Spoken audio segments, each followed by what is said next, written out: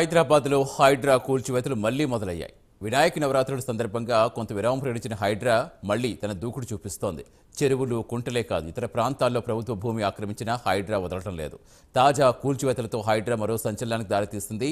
రాత్రి పగలు తేడా లేకుండా హైడ్రా బుల్డోజర్లు అక్రమ కట్టలు తొక్కేస్తున్నాయి. నవరాత్రుల విరామం తర్వాత హైడ్రా మరింత దూకుడుగా వ్యవహరిస్తోంది. దీనిపై ప్రైమ్ 9 ప్రత్యేక కథనం.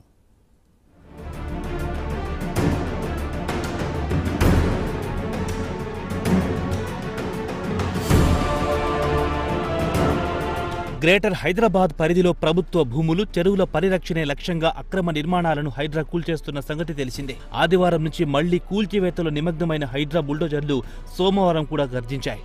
ఆక్రమణల అంతు చూస్తున్నాయి. సోమవారం మాదాపూర్లోని కావూరి హిల్స్ పార్క్ స్థలంలో అక్రమ షెడ్లను హైడ్రా కూల్చేసింది. దీంతో చెరువులను, కుంటలను మాత్రమే కాదు ప్రభుత్వ స్థలం ఎక్కడ కబ్జాకు గురైన హైడ్రా బుల్డోజర్లు వాటి భరతం పట్టనున్నాయి. కావూరి హిల్స్ లో స్పోర్ట్స్ అకాడమీ ఏర్పాటు చేశారు. ఈ స్పోర్ట్స్ అకాడమీపై కావూరి హిల్స్ అసోసియేషన్ హైడ్రాకు ఫిర్యాదు చేసింది. కావూరి హిల్స్ అసోసియేషన్ ఫిర్యాదుతో అక్రమ షెడ్లను కూల్చేశారు. ఈ అక్రమ నిర్మాణాలను తొలగించి కావూరి హిల్స్ పార్క్ పేరిట బోర్డును కూడా ఏర్పాటు చేయడం విశేషం. మరోవైపు పార్క్ స్థలాన్ని 25 ఏళ్లు లీజుకు తీసుకున్నామని స్పోర్ట్స్ అకాడమీ నిర్వాహకులు చెబుతున్నారు.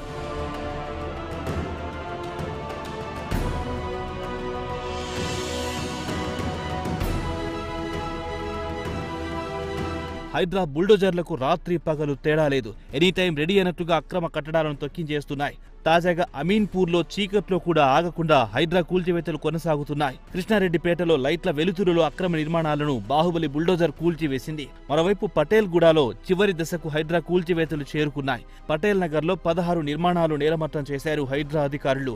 అమీన్పూర్ పరిధిలో హైడ్రా కూల్చివేతలు ఇంకా కొనసాగుతున్నాయి. కృష్ణారెడ్డిపేటలో 1 ఎకరం ప్రభుత్వ స్థలం స్వాధీనం చేసుకున్నట్టుగా అధికారులు తెలిపారు. పటేల్ గూడాలో ప్రభుత్వ స్థలాన్ని ఆక్రమించిన నిర్మాణాలను తొలగించినట్లుగా పేర్కొన్నారు. సర్వే నెంబర్ 12/2, 12/3లోని 25 నిర్మాణాలను కూల్చివేసినట్టుగా తెలుస్తోంది.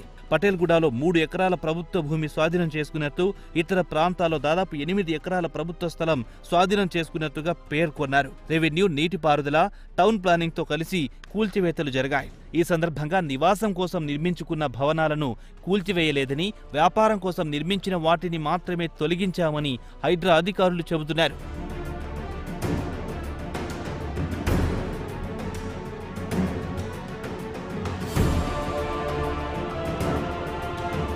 కూకట్పల్లి నల్ల చెరువు పరిధిలో అక్రమ కట్టడాలను హైడ్రా కూల్చివేసింది. మొత్తం చెరువు విస్తీర్ణం 27 ఎకరాలుండాలి. కానీ FTL బఫర్ జోన్లలో 7 ఎకరాల వరకు ఆక్రమణకు గురయ్యాయి. బఫర్ జోన్లోని 4 ఎకరాల్లో 50కి పైగా భవనాలు, అపార్ట్మెంట్లు నిర్మించినట్టుగా గుర్తించారు. అలాగే FTL పరిధిలో 3 ఎకరాల్లో 25 భవనాలు, 16 షెడ్లు నిర్మించినట్లు తెలుస్తోంది. నివాసమున్న భవనాలను మినహాయించి మిగిలిన షెడ్లను కూల్చివేసింది హైడ్రా. పోలీసుల పర్యవేక్షణలో ఈ నిర్మాణాలు కూల్చివేస్తున్నారు. ఈ కూల్చివేతల్లో విల్లాలు కూడా ఉండడం గమనించదగ్గ పరిణామం. మరోవైపు ఈ నిర్మాణాలకు అనుమతులిచ్చిన అధికారులను సైతం వదిలే ప్రసక్తే లేదని సీఎం రేవంత్ రెడ్డి గట్టిగా చెబుతున్నారు. ఇదిలా ఉంటే దుర్గం చెరువు కూల్చివేతలపై హైకోర్టు స్టే విధించింది.